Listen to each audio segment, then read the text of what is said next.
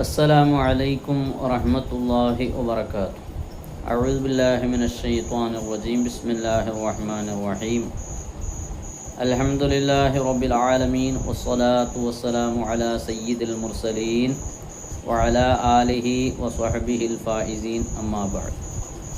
ബഹുമാനവും സ്നേഹവും നിറഞ്ഞ സുഹൃത്തുക്കളെ, സഹോദരങ്ങളെ, മഹാനായ ഖലീലുല്ലാഹി ഇബ്രാഹിം നബി അലൈഹിസ്സലാമിൻ്റെയും ദബീഹുല്ലാഹി ഇസ്മായിൽ നബി അലൈഹിസ്സലാമിൻ്റെയും അവിടുത്തെ പ്രിയ ഉമ്മയാകുന്ന മഹദിയായ ബീവി ഹാജർ റളിയല്ലാഹു അൻഹയുടെയും സ്മരണയെ പുതുക്കിക്കൊണ്ട് ഒരു പെരുന്നാൾ കൂടി നമ്മളിലേക്ക് കടന്നെത്തുകയാണ്.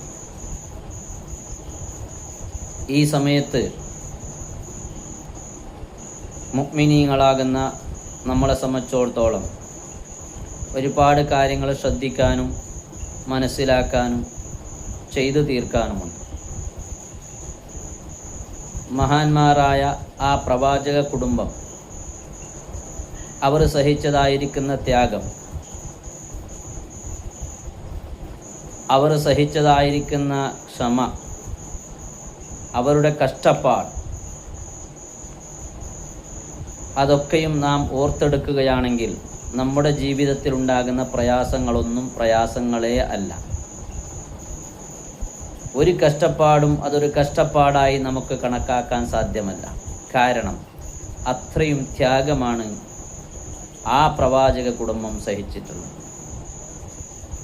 നമ്മൾ എത്ര പ്രശ്നങ്ങളും പ്രയാസങ്ങൾ അനുഭവിച്ചിട്ടുണ്ടെങ്കിലും ഒരിക്കലും നമ്മുടെ സ്വന്തം മക്കളെ, പിഞ്ചോമന പൈതലിനെ ഒരിക്കലും ബലിയർപ്പിക്കേണ്ട സാഹചര്യം, അല്ലെങ്കിൽ ബലി അർപ്പിക്കാൻ ഉതകുന്ന നിലക്കുള്ള ഒരു സാഹചര്യം നമുക്ക് ആർക്കും ഉണ്ടായിട്ടില്ല. എന്നാൽ ആ പ്രവാചക കുടുംബത്തിന് സംഭവിച്ചത് മക്കളില്ലാതെ ഒരുപാട് പ്രയാസപ്പെട്ട് അവസാന കാലത്ത്, തൻ്റെ വൃദ്ധാപ്യകാലത്ത് കിട്ടിയതായിരിക്കുന്ന ആ പൊന്നോമനെ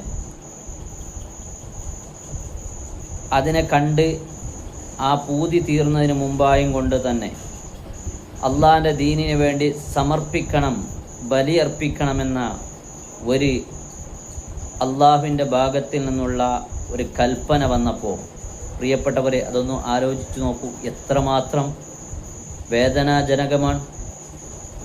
ആ പരീക്ഷണത്തിൻ്റെ മുമ്പിൽ തളരാതെ ആ പ്രവാചക കുടുംബം പിടിച്ചു നിന്നു. അപ്പോൾ അങ്ങനെയുള്ള വലിയ ഒരു സ്മരണയുടെ, ആ ഓർമ്മയുടെ ദിനങ്ങളാണ് ഇനി നമ്മളിലേക്ക് കടന്നു വരുന്നത്.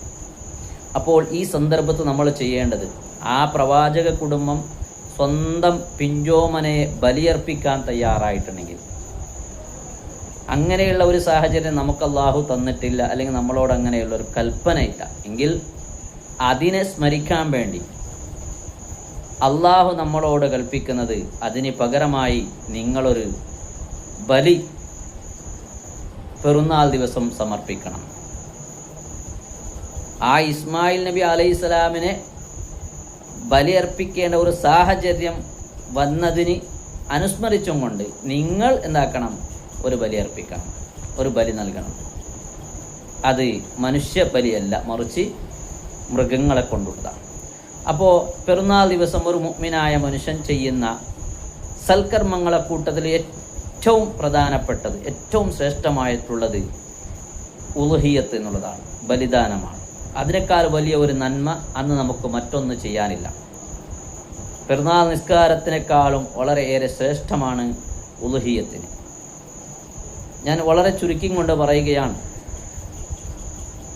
നാളെ ഖബറിൽ നിന്നും നമ്മൾ മഹ്ശറയിലേക്ക് യാത്രയാകുമ്പോൾ അല്ലാഹു സുബ്ഹാനഹു വ തആല മലായികത്തിനെ വിളിച്ചും കൊണ്ട് പറയുമത്രേ, യാ മലായികത്തി ലാ തുംശു ഇബാദി റാജിലി ബൽ അർക്കിബൂഹും അലാ നജായിബിഹിം. എൻ്റെ മലക്കുകളെ, എൻ്റെ പാവപ്പെട്ടതായിരിക്കുന്ന അടിമകൾ ഖബറിൽ നിന്നും മഹ്ശറയിലേക്ക്, എൻ്റെ അരികിലേക്ക് അവർ വരികയാണ്. ആ വരുന്ന സമയം അവരെ വെറും കാൽനടക്കാരായും കൊണ്ട്, നടത്തിച്ചും കൊണ്ട് എൻ്റെ അടുക്കൽ നിങ്ങൾ കൊണ്ടുവരരുത്, മറിച്ച് അവർക്ക് അവരുടേതായ വാഹനങ്ങൾ കൊടുത്തുകൊണ്ട് ആ വാഹനത്തിലൂടെ എൻ്റെ മുമ്പിലേക്ക് നിങ്ങൾ അവരെ ഹാജരാക്കുക. കാരണം എന്തുകൊണ്ടാ?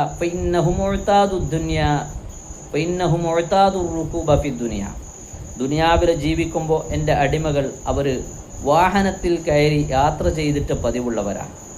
അവർ വളരെ ചുരുങ്ങിയ സമയം മാത്രമേ നടന്നിട്ടുള്ളൂ. അവരുടെ ഭൂരിഭാഗവും ജീവിതത്തിൻ്റെ വലിയ ഒരു ഭാഗവും അവർ യാത്ര ചെയ്തിട്ടുള്ളത് വാഹനങ്ങളിലാണ്. എന്നിട്ട് അല്ലാഹു തആല ഓരോന്ന് വിശദീകരിക്കുകയാണ്. മനുഷ്യൻ്റെ തുടക്കത്തിനെ തന്നെ അവൻ്റെ ഉത്ഭവം, ആ തുടക്ക സന്ദർഭത്തെ അല്ലാഹു മലക്കുകളോട് പറഞ്ഞു കൊടുക്കുകയാണ്. എൻ്റെ അടിമ അവൻ ആദ്യ തുടക്കകാലത്തിൽ അവൻ്റെ ഉപ്പാൻ്റെ പിതാവിൻ്റെ മുതുകിലായിരുന്നു. ഒരുപാട് കാലം ആ ഉപ്പാൻ്റെ മുതുകിനെ അവൻ വാഹനമാക്കി സഞ്ചരിച്ചു.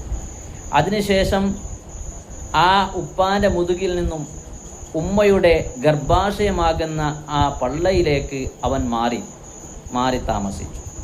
അങ്ങനെ ഏകദേശം ഒരു 9 മാസക്കാലം ആ ഉമ്മയുടെ ഗർഭപാത്രത്തെ അവൻ വാഹനമാക്കിക്കൊണ്ട് ഉപയോഗിച്ചു.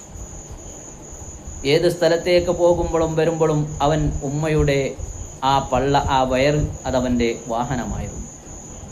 ശേഷം അവനെ ആ ഉമ്മ പ്രസവിച്ച സമയത്ത് പിന്നെ ഒരു 2 വർഷക്കാലം, അതായത് മുലകുടിയുടെ ആ സന്ദർഭം, അവൻ്റെ ഉമ്മാൻ്റെ മടിത്തട്ട് അവൻ്റെ വാഹനമായിരുന്നു.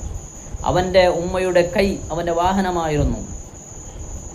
ഏത് സ്ഥലത്തേക്ക് ഉമ്മ പോകുമ്പോഴും ആ കുഞ്ഞിനെ തൻ്റെ മടിത്തട്ടിൽ വെച്ചും കൊണ്ട്, തൻ്റെ കയ്യിൽ പിടിച്ചും കൊണ്ട് ആ ഉമ്മ യാത്ര ചെയ്തിരുന്നു. അങ്ങനെ 2 വർഷത്തോളം ആ ഉമ്മയുടെ മടിത്തട്ടും കയ്യും അവൻ്റെ വാഹനമായി അവൻ ഉപയോഗിച്ചു. അതിനുശേഷം അവൻ പിച്ച വെച്ച് നടക്കുന്ന പ്രായമായപ്പോൾ അവൻ്റെ ഉപ്പ അവനിക്ക് ചെറിയ ചെറിയ വാഹനങ്ങൾ, ചെറിയ ചെറിയ സൈക്കിളും അതുപോലെ തന്നെ കുട്ടികളുടേതായിരിക്കുന്ന ആ കാറും അങ്ങനെയുള്ള കളിപ്പാടകൾ അല്ലെങ്കിൽ യാത്ര ചെയ്യാനുള്ള ചെറിയ ചെറിയ വാഹനങ്ങൾ കൊടുത്തു. അതിലൂടെ അവൻ ഒരു 5 വർഷത്തോളം അവനങ്ങനെ സഞ്ചരിച്ചു. അവനങ്ങനെ തുള്ളിച്ചാടി ആ വാഹനത്തിലായി അവൻ യാത്ര ചെയ്തു. അവൻ നടന്നില്ല അല്ലേ? എന്നിട്ട് അല്ലാഹു തആല പറയാണ്, അങ്ങനെ ഏകദേശം പിന്നെ ആ ഒരു 5 വർഷത്തിൻ്റെ പ്രായം കഴിയുമ്പോൾ സ്കൂളിലേക്കും മദ്രസയിലേക്കും പോകുന്ന പ്രായമായപ്പോൾ അവനിക്ക് അവൻ്റെ ഉപ്പ നല്ലതായിരിക്കുന്ന ഒരു സൈക്കിൾ വാങ്ങിക്കൊടുത്തു. പിന്നെയും കുറച്ച് കഴിയുമ്പോൾ സ്കൂട്ടർ അവൻ വാങ്ങി, കാറ് വാങ്ങി, അതുപോലെ തന്നെ ബസ്സിലും മറ്റുമായി അവൻ യാത്ര ചെയ്തു. സ്കൂളിലേക്കും കോളേജിലേക്കും മറ്റു സ്ഥലങ്ങളിലേക്കൊക്കെ പോകുമ്പോൾ, ഏത് സ്ഥലത്തേക്ക് പോകുമ്പോഴും അവൻ നടന്നിട്ടല്ല പോയിട്ടുള്ളത്, മറിച്ച് വാഹനങ്ങളിലാണ്.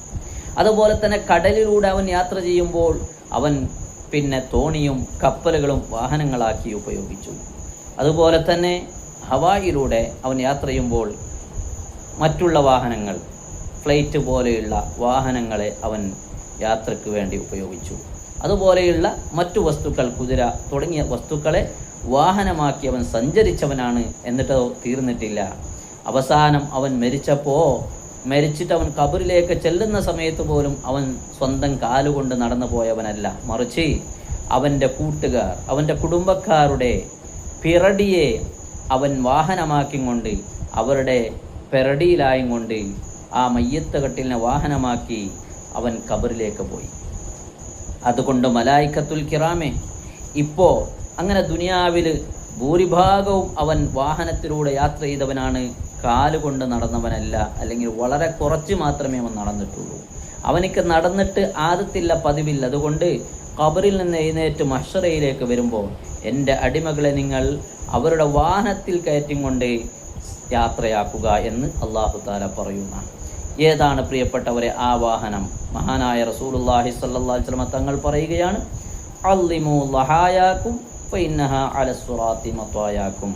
അത് മറ്റൊന്നുമല്ല, ദുനിയാവിൽ ബലിപെരുന്നാളിൻ്റെ ദിവസത്തിൽ നീ കൊടുത്തതായിരിക്കുന്ന, നീ അർപ്പിച്ചതായിരിക്കുന്ന ഉളുഹിയത്ത്, ആ ഉളുഹിയത്തിൻ്റെ മൃഗങ്ങൾ നാളെ മഹ്ശറയിലേക്ക് നമ്മൾ യാത്രയാകുന്ന സമയത്ത് നമ്മുടെ ഖബറിൻ്റെ അരികിൽ നല്ല ഒരു വാഹനമായും കൊണ്ട്, നല്ല ഒരു സുന്ദരമായ വാഹനമായും കൊണ്ട് അല്ലാഹു തആല നമുക്കവിടെ റെഡിയാക്കി വെച്ചിട്ടുണ്ടാകുന്ന ആ വാഹനത്തിലൂടെ ആയിരിക്കും നമ്മുടെ യാത്ര. അതുകൊണ്ട് പ്രിയപ്പെട്ടവരെ, കഴിവുള്ള ആളുകളൊക്കെയും ഉളുഹിയത്ത് കൊടുക്കണം. കാരണം ഉളുഹിയത്തിൻ്റെ മഹത്വം ഒരിക്കലും പറഞ്ഞറിയിക്കാൻ പറ്റാത്തതാണ്. അത്രയും മഹത്വമാണ് ഉളുഹിയത്തിനുള്ളത്. ഞാൻ പറഞ്ഞില്ലേ നേരത്തെ, പിറന്നാൾ ദിവസത്തിൽ നമ്മൾ ചെയ്യുന്ന സൽക്കർമ്മങ്ങളെ കൂട്ടത്തിൽ ഏറ്റവും പ്രധാനപ്പെട്ടത് ഉളുഹിയത്താണ്. അതുകൊണ്ടാണ് നബി തങ്ങൾ പറഞ്ഞത്, ആ ഉളുഹിയത്തിൻ്റെ മൃഗങ്ങളെ നിങ്ങൾ ബഹുമാനിക്കുക, ആദരിക്കുക. കാരണം അത് മഹ്ശറയിലെ പരലോകത്തിലെ നിങ്ങളുടെ വാഹനങ്ങളാണെന്ന് മഹാനായ റസൂലുള്ളാഹി പഠിപ്പിക്കുകയാണ്. മാത്രമല്ല തീർന്നിട്ടില്ല, മറ്റൊരു ഹദീസിൽ നബി തങ്ങൾ പറയുകയാണ്, ഒരാൾക്ക് ഉളുഹിയത്ത് കൊടുക്കാനുള്ള എല്ലാ കഴിവുമുണ്ടായി, ആവതുണ്ടായി, അതിനുള്ള സാമ്പത്തിക ശേഷിയുണ്ടായി, ഒരാൾ ഉളുഹിയത്ത് കൊടുത്തില്ലെങ്കിൽ ഹബീബായ നബി തങ്ങൾ അതിൻ്റെ ഗൗരവം വളരെ ഗൗരവത്തിലാണ് നമ്മളോട് അറിയിക്കുന്നത്. അള്ളാഹിൻ്റെ ഹബീബ് പറയുകയാണ്, ഫലാ യഖ്റുബന്ന മുസല്ലാന. ഉളുഹിയത്ത് കൊടുക്കാൻ സാധിച്ചിട്ട് ഒരാൾ ഉളുഹിയത്ത് കൊടുത്തില്ലെങ്കിൽ അവൻ നമ്മുടെ പള്ളിയിലേക്ക് അടുത്തു പോകരുത്. മറ്റൊരു റിപ്പോർട്ടിൽ കാണാം, ഉളുഹിയത്ത് കൊടുക്കാൻ ആവതുണ്ടായിട്ട് ഒരാൾ ഉളുഹിയത്ത് കൊടുക്കുന്നില്ല എന്ന് കണ്ടാൽ അവൻ്റെ മരണം വളരെ മോശമായിരിക്കും എന്ന് ഹദീസിലൊക്കെ നമുക്ക് കാണാം. അതുകൊണ്ട് പ്രിയപ്പെട്ടവരെ, സാധിക്കുന്ന ആളുകളൊക്കെയും നമ്മൾ ഉളുഹിയത്ത് കൊടുക്കണം. കാരണം അത് പരലോകത്തിൻ്റെ നമ്മുടെ വാഹനമാണ്, പരലോകത്ത് നമുക്ക് രക്ഷപ്പെടാനുള്ള ഒരു അമലാണ് എന്ന് നമ്മളൊക്കെ മനസ്സിലാക്കിക്കൊണ്ട് ഉളുഹിയത്ത് കൊടുക്കണം. അത് നല്ല പോലെ ആ കർമ്മങ്ങളൊക്കെ നിർവഹിക്കണം. അല്ലാഹു സുബ്ഹാനഹു വ തആല നമുക്കതിനെ തൗഫീക്ക് നൽകുമാറാവട്ടെ. നമ്മുടെ ആഖിറവും ദുനിയാവും അല്ലാഹു വിജയിപ്പിച്ചു തരുമാറാവട്ടെ. പരലോകത്തിൽ വിജയിക്കുന്ന മുഅ്മിനീങ്ങളുടെ കൂട്ടത്തിൽ അല്ലാഹു നമ്മെ ഉൾപ്പെടുത്തുമാറാവട്ടെ. ഈമാനോട് കൂടി ജീവിച്ച് ഈമാനോടെ മരിക്കുന്ന യഥാർത്ഥ മുത്തഖീങ്ങളിൽ അല്ലാഹു നമ്മയും നമ്മുടെ കൂട്ടുകുടുംബാദികളെ ഉൾപ്പെടുത്തി അനുഗ്രഹിക്കുമാറാവട്ടെ. അസ്സലാമു അലൈക്കും വറഹ്മത്തുള്ളാഹി വബറകാതുഹു.